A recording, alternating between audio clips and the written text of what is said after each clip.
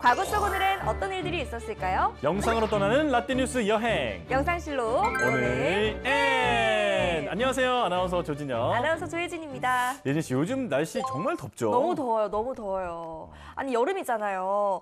여름 이럴 때는 뭐 시원한 계곡이나 바다로 가야 되는데 아니 여름 휴가 다녀오셨어요? 너무 바빠서 네. 이제 곧 갈 예정입니다. 어디로 가실 거예요? 저는 사실 네. 바다보단 계곡을 좋아해서. 오, 계곡 좋다. 계곡 가서 또 이제 모기한테 밥도 좀 주고 네, 그러고 와야죠. 네. 예진 씨는 이번 여름에 어떻게 보낼 생각이세요? 저도 뭐 계곡도 좋고 바다도 좋고 뭐 워터파크도 좋지만 뭐니 해도 이 시원한 에어컨 아래에서 이 영상실록과 함께하는 게 최고가 아닐까 싶어요. 저도 영상실록 보면서 이 여름을 보내겠습니다. 네. 그럼요. 자, 올해 저희의 여름을 책임져줄 이번 과거 여행 얼른 소개해 주세요. 네, 알겠습니다. 자, 오늘은 7월 22일부터 7월 28일까지 한 주간의 과거를 한번 살펴볼 텐데요. 7월 22일부터 함께 보시죠.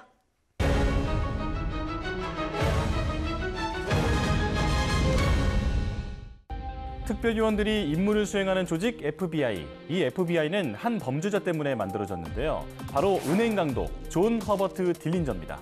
아니, 얼마나 잡기가 힘들었길래 FBI가 탄생을 한 거예요? 1930년대 미국은 경제공황으로 범죄가 최고조에 달았는데요. 물가는 살인적이었고 실업률은 고공행진을 이어가던 시기에 존 딜린저는 무려 34개의 은행을 털었고 4곳의 경찰서를 공격하는 범죄를 저지른 갱스터였습니다.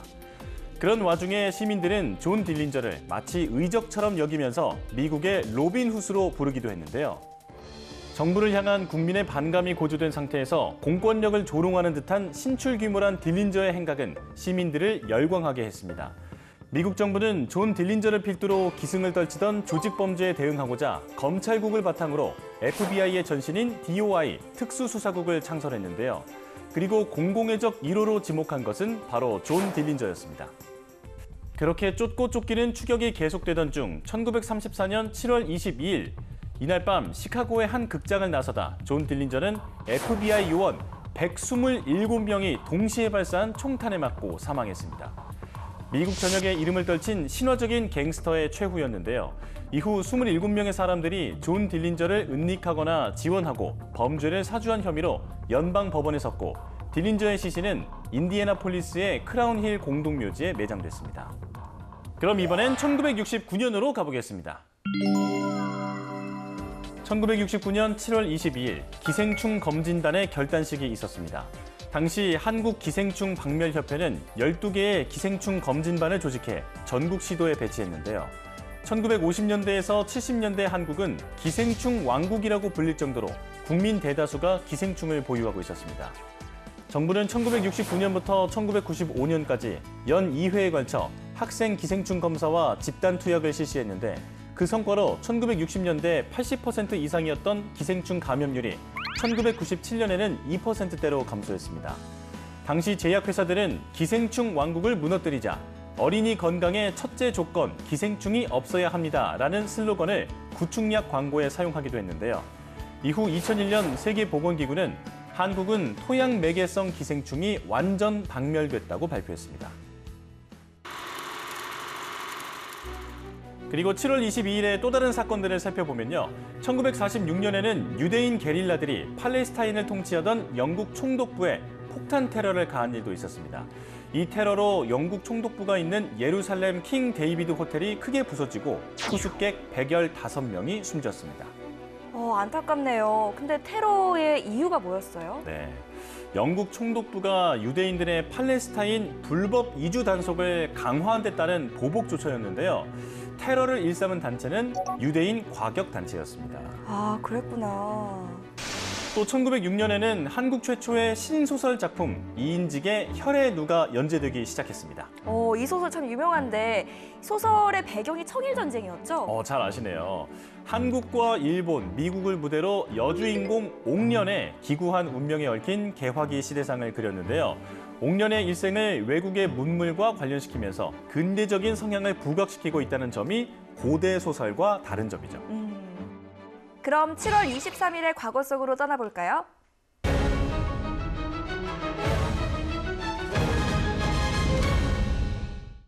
1995년 7월 23일 오후 2시 20분경 전남 여천군 남면 소리도 앞바다에서 호유 해운 소속 14만 4천 톤급 유조선 시프린스호가 좌초됐습니다. 배에는 8만 톤이 넘는 원유가 적재돼 있던 상태로 사고 과정에서 5,035톤의 원유가 유출되며 엄청난 양의 기름이 전남 여천군 일대를 넘어 고흥군과 경남 통영 등 남해안 전역을 덮치고 양식장 수만 헥타르를 망쳤습니다. 그 결과 어민 피해 산정에 의한 재산 피해는 443억 5,600만 원에 이르렀는데요. 뿐만 아니라 시프린스호의 선원 1명이 실종되기도 했습니다. 사고 이후 대규모 오염 복원 작업을 벌였지만 사고 발생으로부터 수년이 지나서도 침몰 해역 부근에서 기름띠가 발견됐는데요. 해안가와 바다 밑바닥에 기름 성분이 스며들어 조개류 등 양식장 3,826헥타르가 피해를 입었으며 사고 전인 1994년에 비해 바지락 채취량은 70%, 전복 채취량은 56% 감소했습니다. 그럼 이번에는 1994년으로 가볼까요? 1994년 7월 23일 우리나라 첫 CG 영화 구미호가 개봉됐습니다. 고소영, 정우성 주연의 영화 구미호는 인간이 되고 싶은 999살 구미호와 순수한 청년의 이루어질 수 없는 사랑을 주제로 하고 있는데요. 당시 고소영이 인간에서 구미호로 변하는 모핑 기술을 사용해 국내에 큰 반향을 일으켰습니다. 당시 제작사는 구미호에 그치지 않고 은행나무 침대를 통해 또 한 번 CG를 선보였는데요. 한 단계 업그레이드된 영상기술력으로 영상기술의 묘미를 일깨운 영화로 평가받으며 한국 영화에서 판타지 장르를 개척하는 데 앞장섰습니다. 이후 한국 영화의 CG는 발전을 거듭하며 크리처, 판타지, SF 등 다양한 시도와 성과로 이어졌는데요. 지난해에는 한국형 우주 SF까지 공개돼 앞으로의 한국 영화 기술력은 더욱 빛날 것으로 보여집니다. 그리고 7월 23일의 또 다른 역사를 살펴보면요. 1986년에는 엘리자베스 2세 영국 여왕의 둘째 아들 앤드루 왕자의 결혼식이 있었습니다. 신부는 장교의 딸 사라 포거슨이었는데요. 야, 지금 보니까 굉장히 앳된 모습이네요. 네, 이 두 사람은 26 동갑이었어요. 그런데 결혼한 지 10년 만인 1996년 5월 파경에 이르렀죠. 그리고 앤드루 왕자는 올해 미성년자 성폭행 재판을 앞두고 군 직함과 또 왕실 후원을 박탈당하기도 했습니다. 죄를 지으면 안 되지. 네. 그럼 7월 24일의 역사 속으로 가보겠습니다.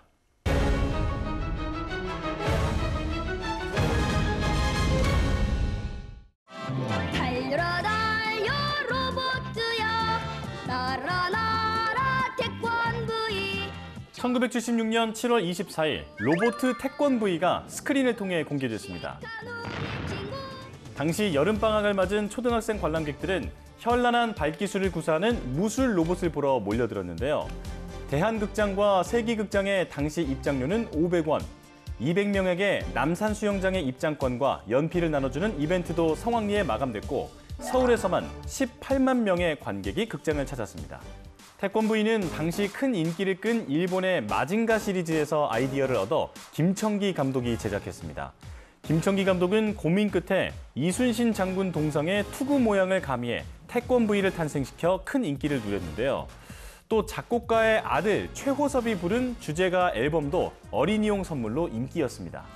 달려라 달려 로봇야. 이게 아드님이 부른 거였구나. 맞아요. 오, 진짜 잘 불렀다. 목소리가 되게 청아하잖아요. 맞아요. 이분이 이 될성 부른 떡잎이었거든요. 네. 왜냐하면 이 곡을 부른 최우섭 씨가 나중에 세월이 가면 가슴이 터질 진짜요? 듯한 네. 아니 이 노래를 부른 그 가수라고요? 맞아요. 와 진짜 신기하다. 이 노래로 또 한 번 국민 히트곡을 만든 분입니다. 오. 신장 56m, 무게 1,400톤.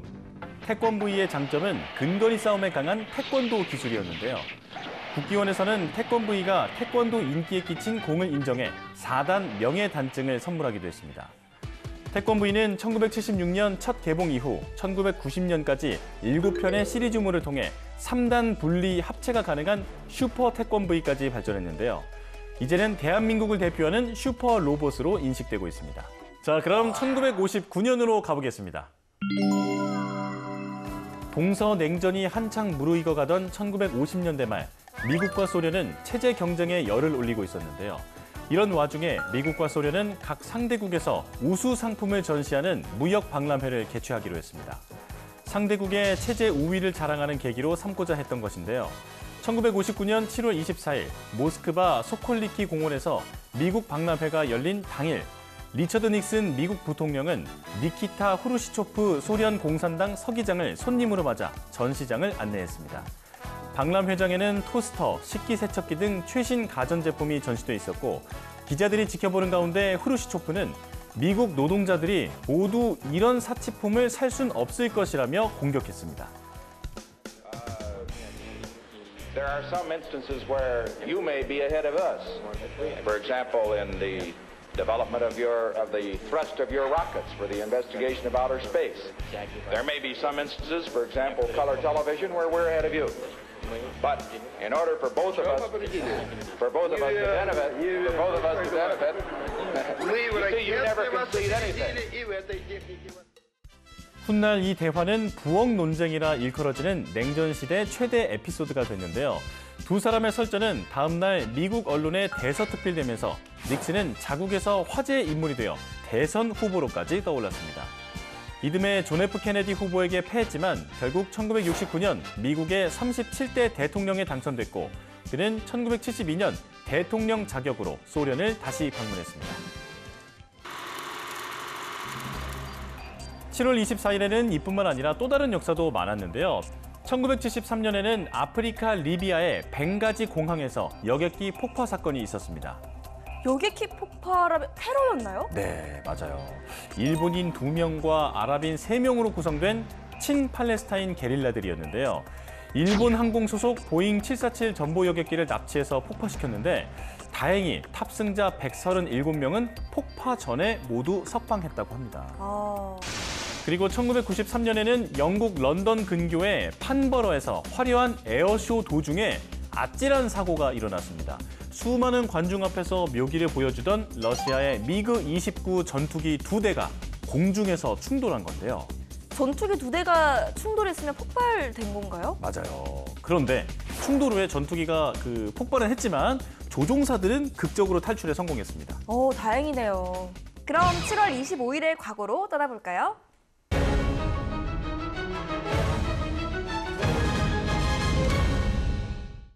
(1978년 7월 25일) 세계 최초로 영국에서 체외 수정을 통해 시험관 아기가 태어났습니다. 인공수정과 시험관 시술 분야를 연구해온 패트릭 스텝토, 로버트 에드워즈 박사가 9년 동안 아기를 가지려고 온갖 애를 써온 부부의 정자와 난자를 작은 시험관 속에서 인공수정시켰는데요. 48시간 후 인공수정 배아는 엄마의 자궁에 착상돼 임신은 성공했고, 분만 예정일 3주를 앞두고 제왕절개 수술을 통해 아기가 탄생했습니다. 태어난 아기는 2.6kg으로 루이스 조이 브라운이라는 여자아이였는데요. 당시 브라운의 탄생 이후 불임 시술 분야는 급속도로 발전했는데요. 1980년대 중반에는 인공수정 배아를 냉동 보관해 다시 활용할 수 있게 됐고, 90년대에는 정자의 수가 적은 남성 불임 환자들의 문제를 해결하는 강제 수정 방법도 나왔습니다. 우리나라에서 첫 시험관 아기가 태어난 날은 1985년 10월로 싱가포르, 일본에 이은 아시아 내 3번째 성공이었는데요. 당시 서울대 장윤석, 문신용, 이진용 교수팀이 인공수정을 이끌어 오누이가 탄생했습니다. 그럼 이번에는 2000년으로 가보겠습니다. 2000년 7월 25일, 에어프랑스 소속 초음속 콩코드 여객기가 파리 드골 공항을 이륙한 지 2분 만에 추락했습니다. 이 사고로 인해 승객과 승무원 등 탑승자 109명과 현장에 있던 주민 4명을 포함해 모두 113명이 숨졌는데요. 당시 콩코드가 추락한 지점인 고네스 마을의 르레블레 호텔은 완전히 붕괴됐지만 객실에 투숙객이 없어 지상에서의 인명피해는 상대적으로 적었습니다. 사고 원인은 엔진 고장으로 밝혀졌는데요. 당시 콩코드가 이륙하던 활주로에는 바로 직전에 이륙한 컨티넨탈 항공 55편이 떨어뜨리고 간 장애물이 있었습니다. 뒤이어 이륙한 에어프랑스 여객기에서 이 장애물을 밟고 왼쪽 타이어가 터져 그 파장이 연료 탱크를 직격해 발생한 엔진 고장이었는데요. 당시 이 사고는 이전부터 위태롭던 콩코드의 운항 종료에 결정적인 계기가 됐는데요. 결국 에어프랑스는 사고 발생 3년 후 끝내 콩코드기의 운항을 중단하며 이 사건은 콩코드의 유일한 추락 사고로 기록되고 있습니다. 그리고 7월 25일에는 또 다른 역사가 많았는데요. 1974년에는 우리나라 추상화의 선구자로 불리는 서양 화가 김환기 화백이 뉴욕에서 별세하기도 했습니다. 아, 김환기 화백 정말 세계적인 화백이죠. 한국적인 그 소재인데 모던한 느낌이 나잖아요. 네, 맞아요. 이 한국 미술품 최초로 한화 100억을 넘긴 작품이 이 김환기 화백의 작품이죠. 100억. 네. 야, 그림 한 장에 100억. 야. 자, 그럼 이번엔 7월 26일의 과거 속으로 가볼까요?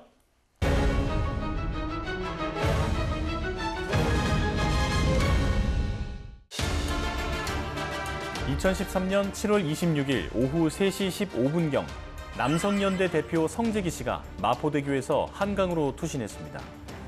그는 남성인권의 현 주소를 고발하고 단체의 빚을 갚기 위한 1억 원을 마련하기 위해 사람들의 관심을 끌고자 투신을 예고했었는데요. 성 대표는 투신 직전 살아나올 수 있을 거라고 장담하며 주변 취재진을 포함한 단체 회원이 지켜보는 가운데 난간에서 몸을 던졌습니다. 당시 서울 영등포 순환구조대는 최근 내린 폭우에 물살이 빨라 실종자 찾기에 어려움을 겪고 있다며 소방 헬기 등을 투입해 광범위한 수색을 벌이고 있다고 밝혔습니다. 결국 살아나올 수 있다고 자신했던 성 씨는 끝내 싸늘한 시신으로 발견됐는데요. 그의 시신은 투신 사흘 뒤 마포대교에서 하류 방향으로 약 1km 떨어진 서강대교 남단에서 발견됐습니다. 그럼 이번엔 1967년으로 가볼까요?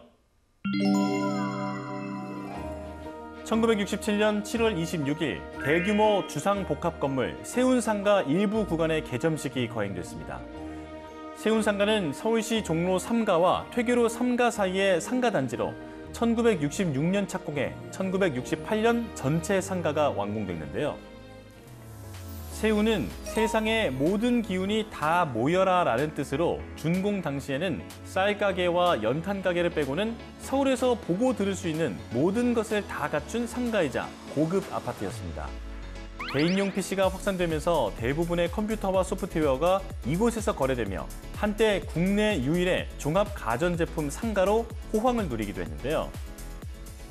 그러나 90년대 이후 2000년대 들어 인터넷과 디지털 모바일 기술 등의 발달로 유통 구조가 크게 변화하면서 세운상가는 쇠퇴의 길을 걸었습니다.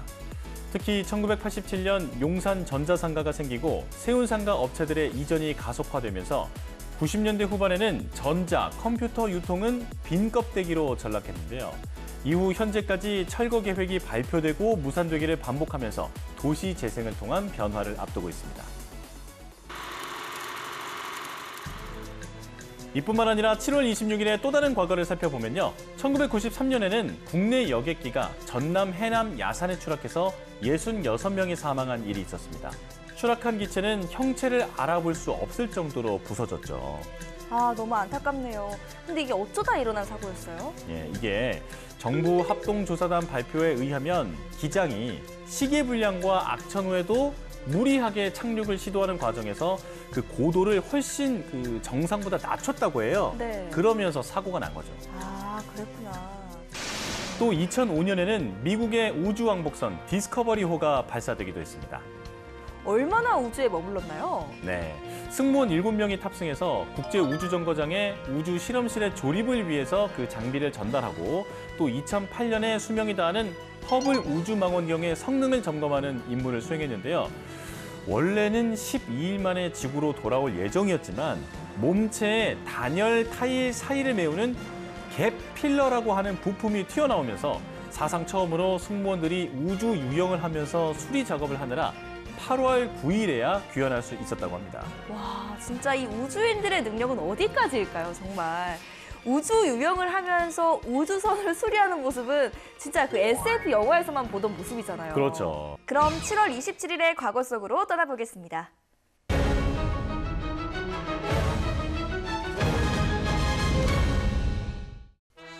1953년 7월 27일 6.25 전쟁을 마무리하는 정전협정이 판문점에서 체결됐습니다. 유엔군 총사령관 마크 클라크와 북한군 최고사령관 김일성, 중국 인민지원군 사령관 펑더화이가 서명함으로써 협정이 체결됐는데요. 정전회담은 1951년 7월부터 시작됐지만 군사분계선과 전쟁포로 문제 등에 대한 이견으로 2년 가까이 지루한 줄다리기를 했습니다. 전문 5조 36항으로 된 정전협정이 조인됨으로써 전쟁 발발 3년 1개월 만에 휴전 상태에 들어가고 남북한 사이에 비무장지대와 군사분계선이 설정됐는데요.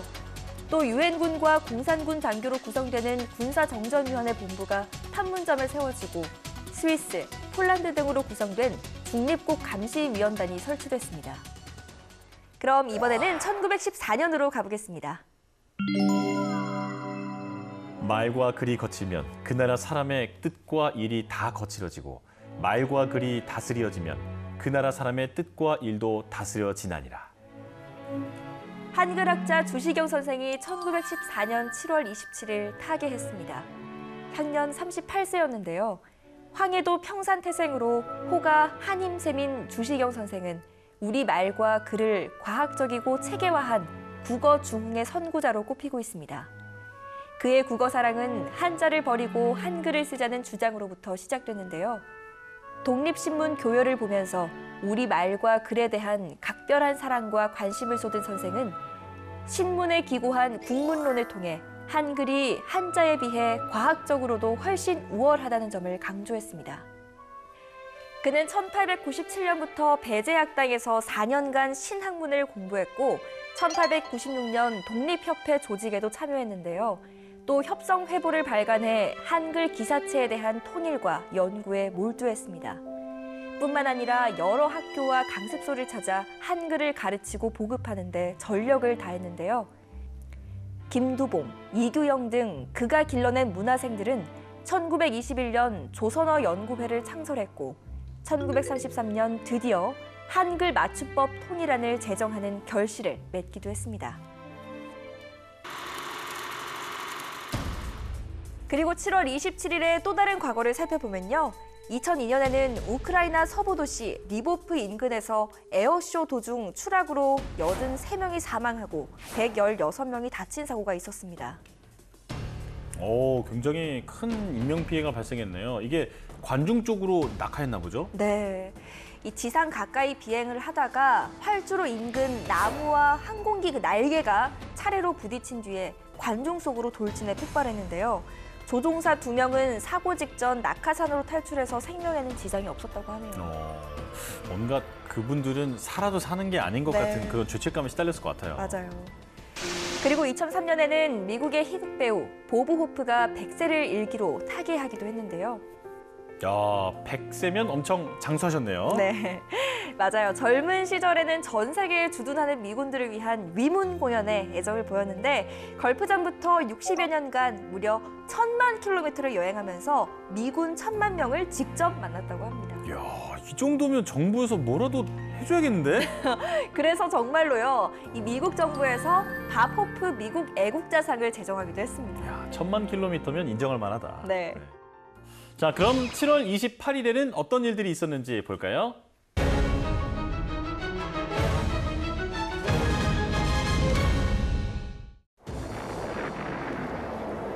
(1914년 7월 28일) 세계 제1차 대전이 발발했습니다. 사건의 발달은 1914년 6월이었는데요. 발칸반도의 심장부 사라예보에서 19살 세르비아 청년이 오스트리아 황태자 부부를 저격해 암살한 사건이 발생했습니다. 당시 유럽의 여러 나라들은 제국주의 정책을 펴면서 서로 더 많은 식민지를 차지하기 위해 치열한 경쟁을 벌이고 있었는데요. 식민지 쟁탈전은 크게 두 세력의 대결로 압축됐는데 선진 제국주의 국가 영국을 중심으로 프랑스와 러시아가 손을 잡았고 뒤늦게 식민지 경쟁에 뛰어든 독일은 오스트리아와 한편이 됐습니다. 두 세력이 북아프리카에 이어 날카롭게 부딪힌 곳은 바로 발칸반도였는데요.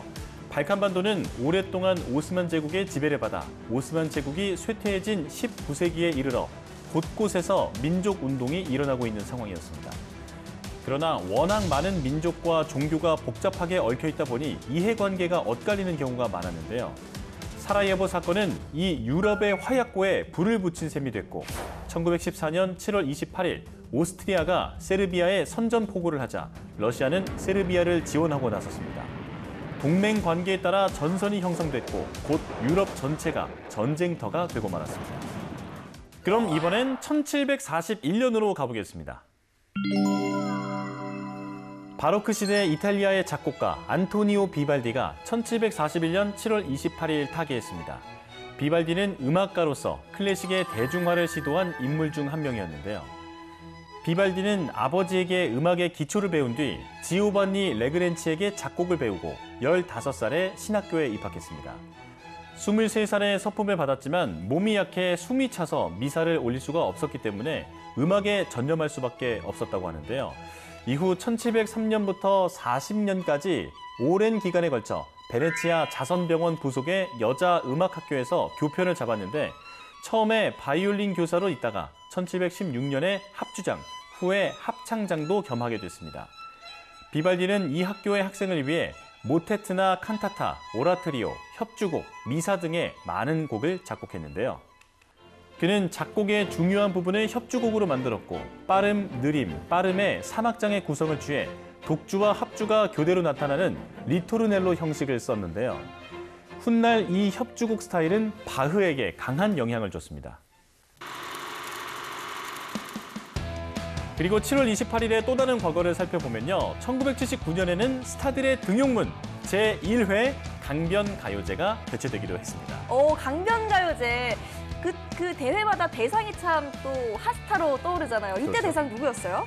제1회는 금상이 최고상이었거든요. 오. 이때 홍삼 트리오가 기도라는 노래로 금상을 수상했습니다. 아, 홍삼 트리오.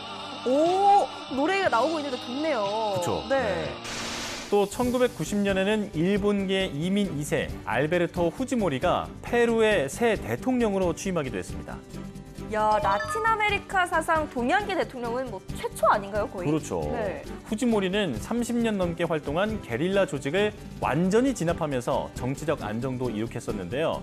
2000년 7월 세 번째 임기를 시작했지만 그동안 정권 연장을 위해 저지른 많은 부정이 발각되면서 일본으로 도주하는 말로를 보였습니다. 아, 이 유종의 미를 거두지 못했네요. 맞아요. 자, 오늘도 이렇게 열심히 과거 속으로 달려봤는데요. 영상실록으로 만나본 오늘의 과거, 여러분은 어떠셨나요? 그럼 저희는 잠시 후 유튜브 사진관에서 만나요.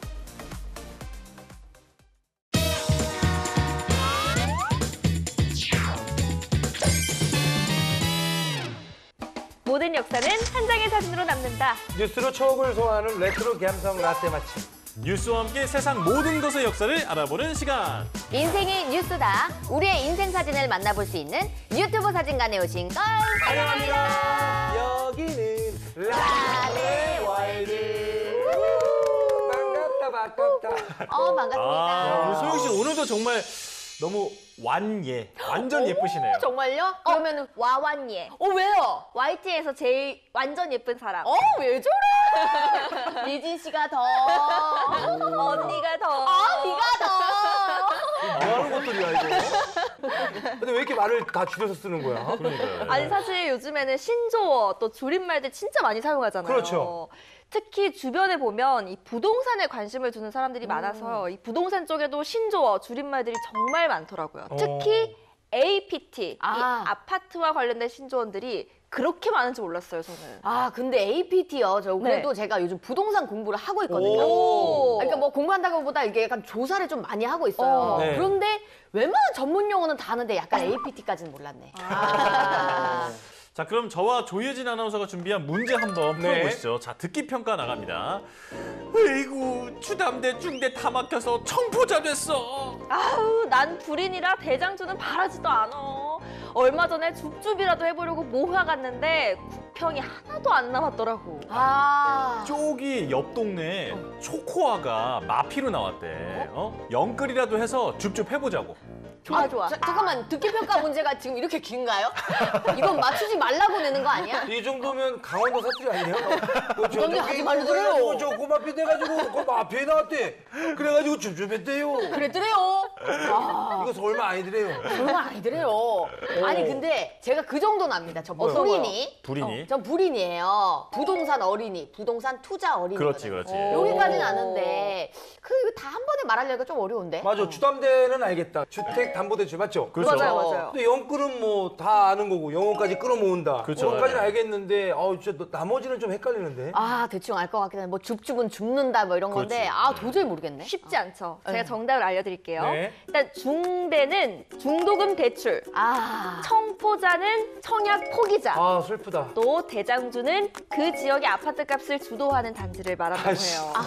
좀 알고 있어. 대장주. 자, 그리고 줍줍은 미분양 아파트를 청약 없이 사는 걸 말하는 거고요. 모하는 모델하우스. 그리고 국평, 이게 조금 어려울 수 있는데 전용 면적 84제곱미터의 국민평형을 말하는 겁니다. 아 나 84제곱미터면 25평 정도 되는 겁니다. 오, 진짜 공부 열심히 진짜 하셨네. 공부하고 있어요. 오, 진짜네. 제일 표준이잖아요. 제일 네. 표준이죠. 딱 좋은 것 같아. 신혼들 살기 좋고 그쵸. 아이 맞아요. 하나까지 같이 데리고 살기 맞아, 딱 좋은 맞아. 평수. 그럼 초코아는 뭐야? 아 초코한. 아니, 초콜릿 코코아 아이스크림. 그럴 수 있지. 초콜릿만 나고 코코아에 또 아이스크림까지.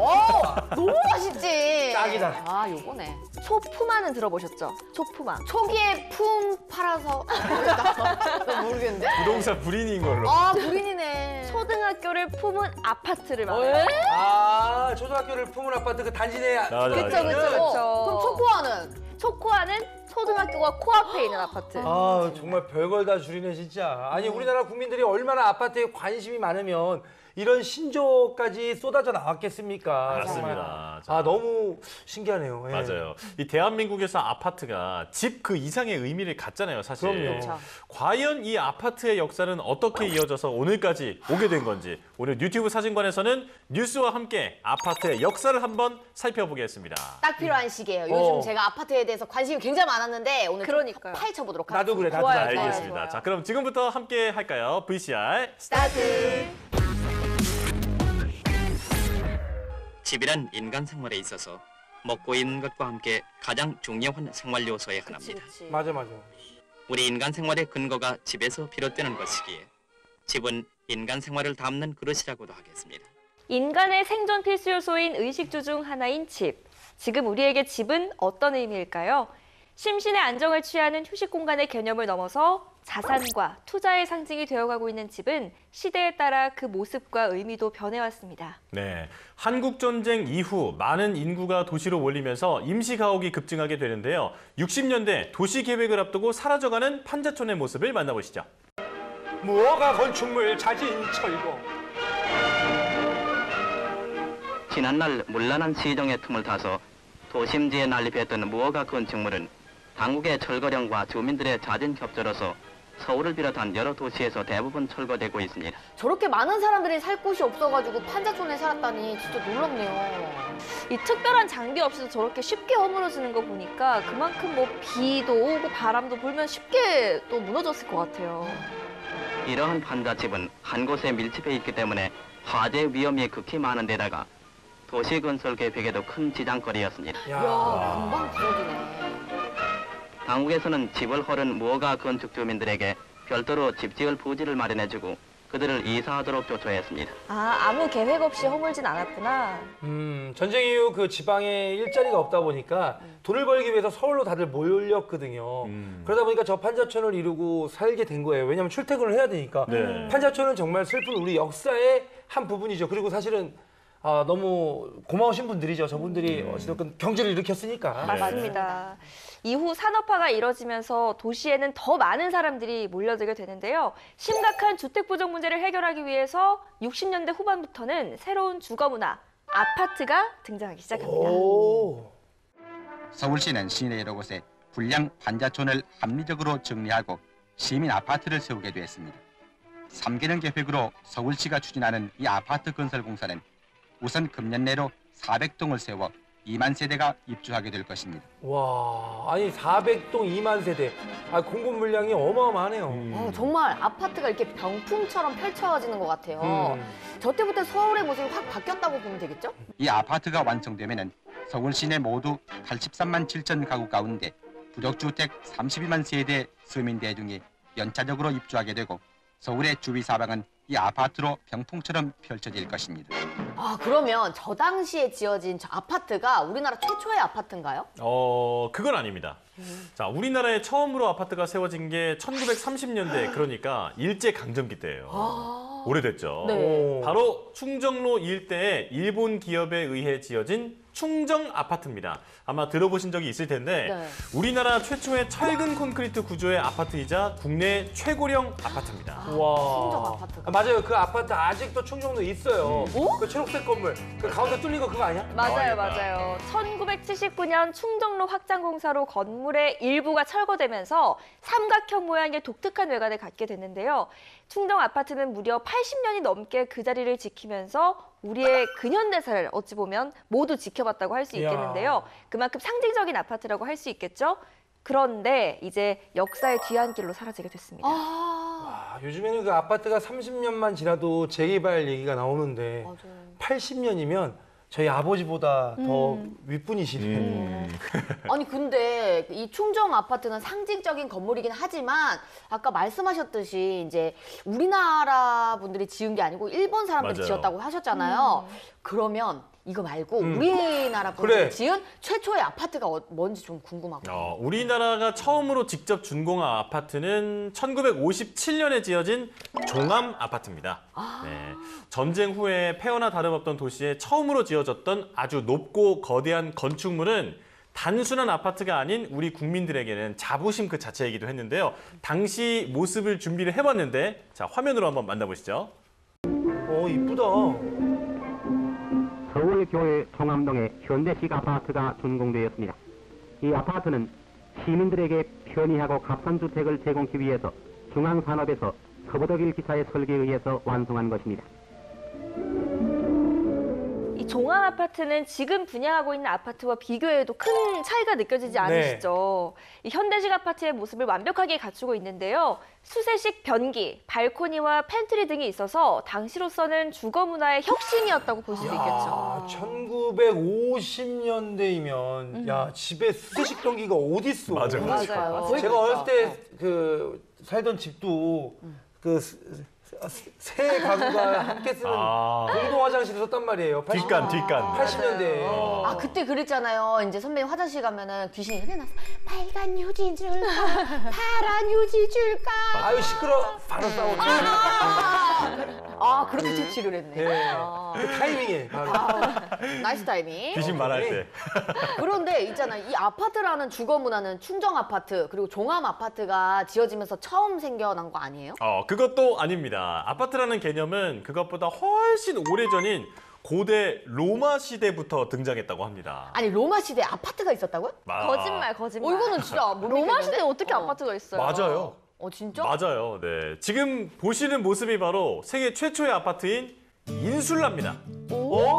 이게 로마 시대 때 있었다고? 그렇죠. 자, 도시에 사람들이 모여서 살기 위해서 건물을 높이 올려서 만든 일종의 다세대 주택이에요. 현재 우리가 알고 있는 현대적인 개념의 아파트는 1950년대 프랑스 건축가 르코르비지에가 처음으로 고안을 했는데요. 바로 이 건물입니다. 와. 예쁘죠? 50년대. 네. 아니 이게 1950년대 지은 거라고요? 맞아요. 자, 또 이 아파트에는요, 건물 내부에 상가와 어린이집, 또 체육관까지 마련이 되어 있는 주상복합 형태로 설계가 됐고 12층 규모의 337가구가 그야말로 함께 사는 그런 함께 사는 하나의 마을로 당시 주택난 해소에 크게 기여를 하게 됩니다. 아니 유럽도 유럽이지만 우리나라도 아파트가 아니었다면 사실 진짜 이 작은 나라에 사람들이 다 어디서 살았을까요? 그치. 맞아요. 진짜 그런 생각이 듭니다. 아니면 강원도의 인구가 다 산에 자연인이 엄청 많을 수도 있어요. 아, 그치. 고라니보다 우리 사람들이 더 많이 살수 맞아. 무슨 말이야 이게. 아, 그리고 또 요즘엔 아파트 단지도 너무 커져가지고 하나의 마을, 약간 마을 맞아요, 느낌에다가 맞아요. 도시처럼도 보여. 맞아요. 작은 도시처럼 또 보이잖아요. 근데 언제부터 이렇게 아파트가 대규모 단지로 건설되기 시작했는지 그게 궁금하거든요. 맞아. 이 우리나라 최초의 단지형 아파트는 바로 1962년에 준공된 마포 아파트입니다. 마포! 네, 어떤 모습인지 화면으로 만나보실까요? MAPO. 마포를 미리 샀어야 되는데. 또 하나의 크나큰 건물, 이것은 서울 시내 마포에 자리 잡은 대규모의 아파트를 짓는 이제 것입니다. 좀 익숙한 이름이 나왔다. 나날이 그렇죠? 인구가 늘어가는 서울의 주택난을 해결하기 위해서 대한주택공단에서 건설하고 있는 이 아파트는 약 400세대를 수용할 수 있게 되는데 집 없는 사람들의 큰 기대를 주고 있습니다. 야, 지금 봐도 규모가 크네요. 진짜 크다. 우리나라 최대의 현대식 아파트가 서울 시내 마포에 세워졌습니다.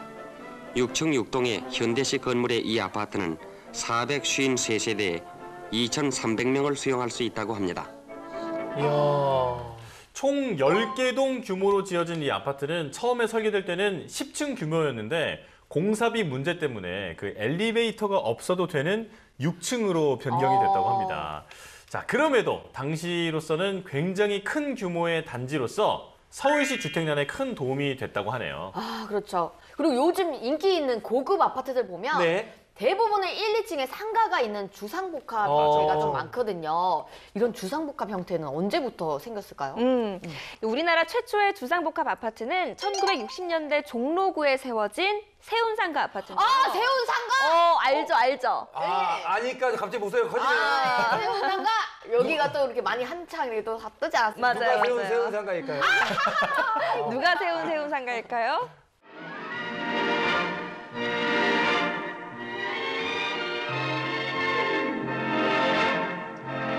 우리나라에서는 처음으로 거창한 상가 아파트가 서울에 세워집니다. 거창한 상가 아파트. 인현동을 가로질러 세워질 이 연쇄 상가 아파트는 높이 12층에서 최고 22층까지 올라갈 것인데 점포 2천여 개와 주택 1,000여 개가 마련돼서 상가와 주택난 해결에 크게 이바지하게 되었습니다. 세운이라는 이름이 붙은 이 아파트는 10월 말에 완공될 것입니다. 세운상가 아파트는 당시로서는 초호화 인테리어에 쇼핑몰 같은 편의시설까지 갖췄는데요.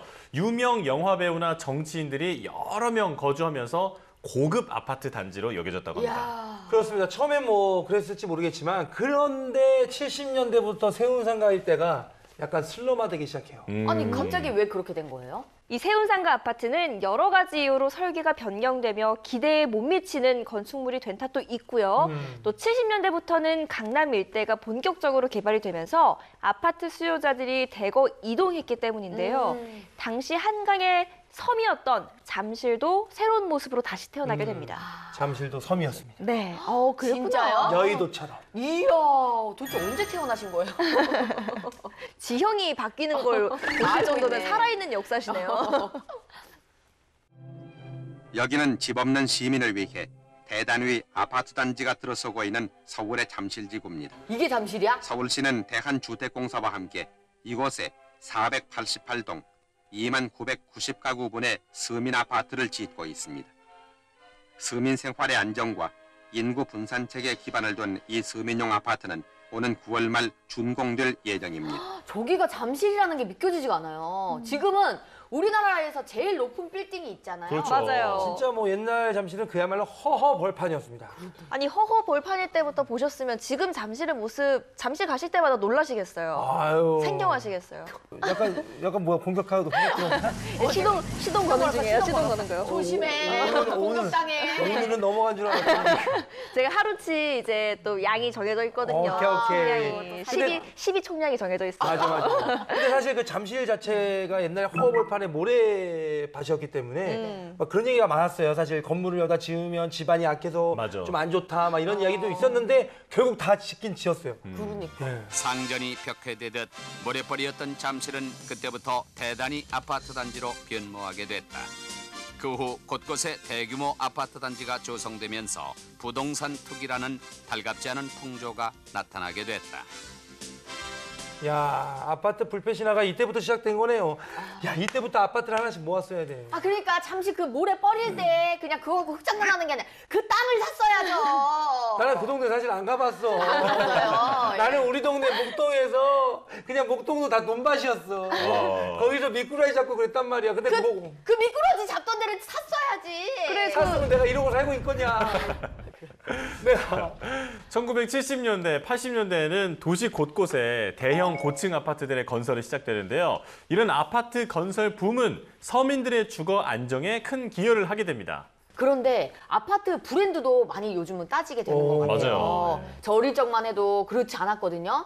언제부터 이렇게 아파트 브랜드가 중요해지기 시작한 걸까요? 요즘 사실 좀 뭐 이름도 좀 어렵고 그렇잖아요. 그렇지, 막 엄청 길잖아. 그렇죠. 네. 맞아.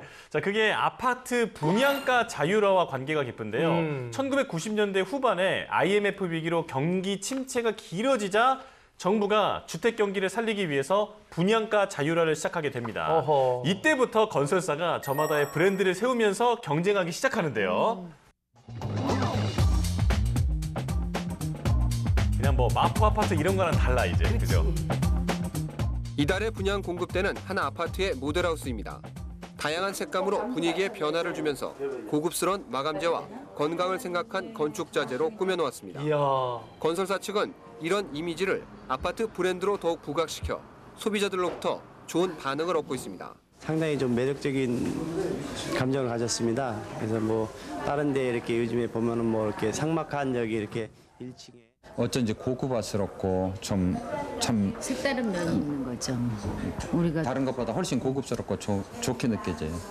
독특한 브랜드를 강조한 아파트는 분양 시장에서 유행처럼 번져나가고 있습니다. 건설사들이 이처럼 브랜드를 내세우는 것은 개성이 있으면서 고급스러운 아파트 이미지를 통해 차별성을 부각시킬 수 있기 때문입니다. 시공사가 단순하게 자기 아파트 이름만 붙이는 게 아니라 시공사 이름에다가 별도의 브랜드 네임을 붙여가지고 그 아파트의 투자 가치를 좀 올려보려는 시도가 많아요. 부동산 시장에서 차별화가 그 어느 때보다도 강조되고 있는 만큼 건설업체들의 독특한 브랜드 경쟁은 앞으로도 가속화될 전망입니다. 이렇게 아파트가 브랜드를 내세우고 자꾸 고급화를 하다 보니까 안 좋은 점이 있습니다. 어떤 게요? 아파트 이름이 너무 어려운 거야. 맞아. 솔직히 심지어 더럽게 길어요. 맞아. 이제는 막 이상해졌어. 막.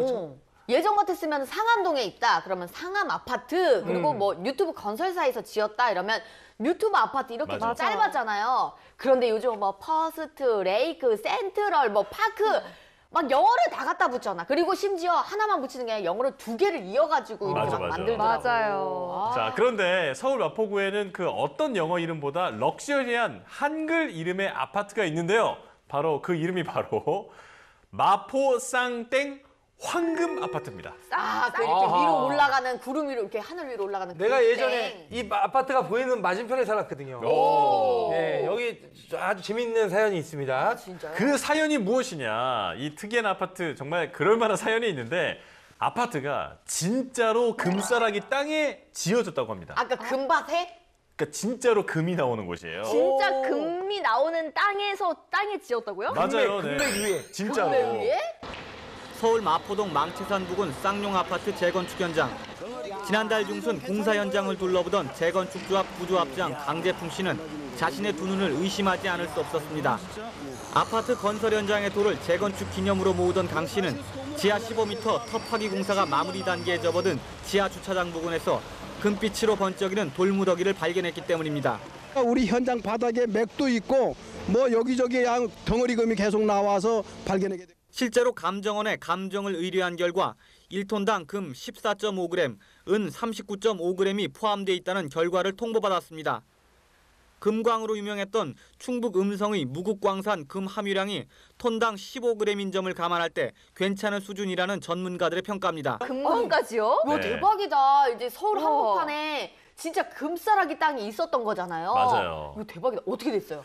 그래서 그 금맥을 바로 캤어?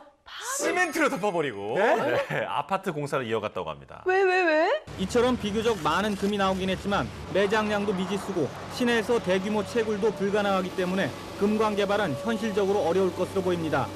조합 측은 더 이상 금맥을 발굴하지는 않을 것이라고 밝히고 대신 금 발견을 기념하는 의미에서 이 아파트의 이름을 쌍용 마포 황금 아파트로 정할 예정입니다. 이제 다음 주면 이곳은 기초공사를 위해 시멘트로 뒤덮이게 되지만 입주할 주민들은 금맥을 깔고 들어눕는 행운을 누릴 것으로 보입니다. 그럼 너무 아까운데. 그럼 궁금한 게 아직 그 묻혀 있으면 나중에 거기가 그러니까요. 그거 해야 되겠네. 자, 이렇게 아파트는 과거의 역사 위에 세워진 현대의 새로운 주거 문화라고 할 수 있는데요. 한편 이 아파트 안에는 미래의 최첨단 기술들이 담겨 있기도 합니다.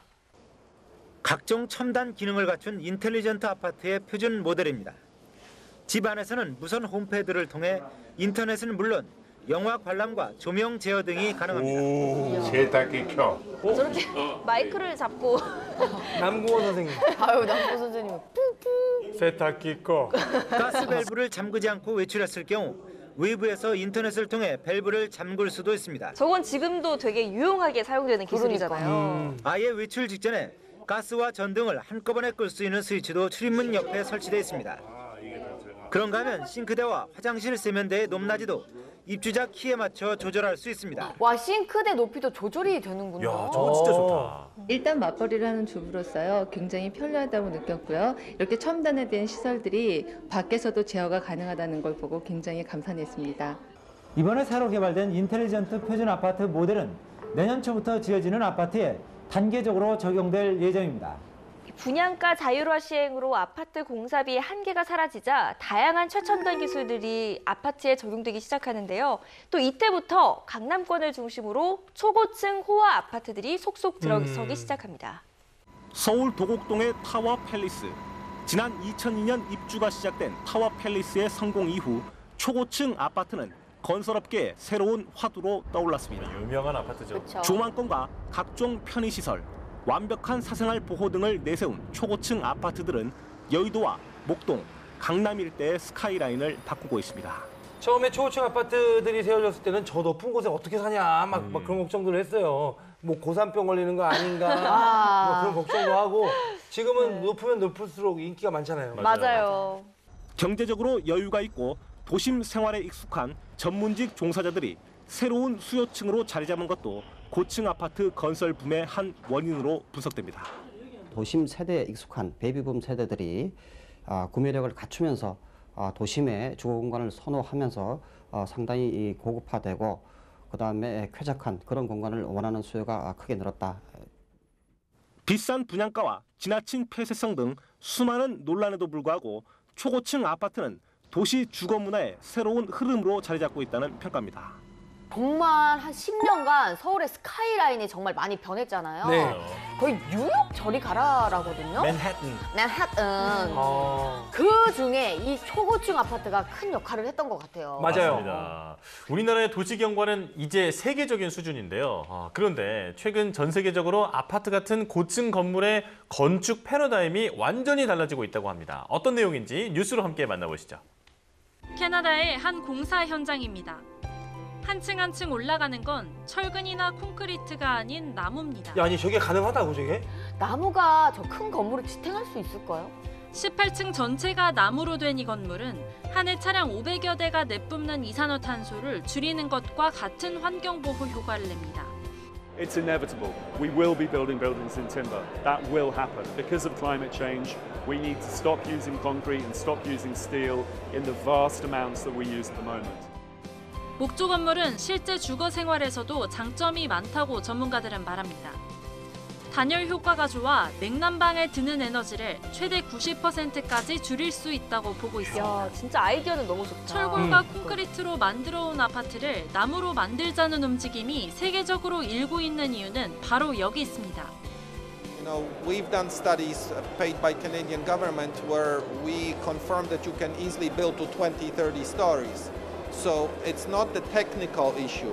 It's the approval issue. It's the perception of people who will be in these buildings. 와. 기후 변화에 대응하는 친환경 목조 건축. 세계적인 건축 트렌드로 자리 잡으면서 우리나라에서도 가까운 미래에 나무 아파트를 볼 수 있게 될 전망입니다.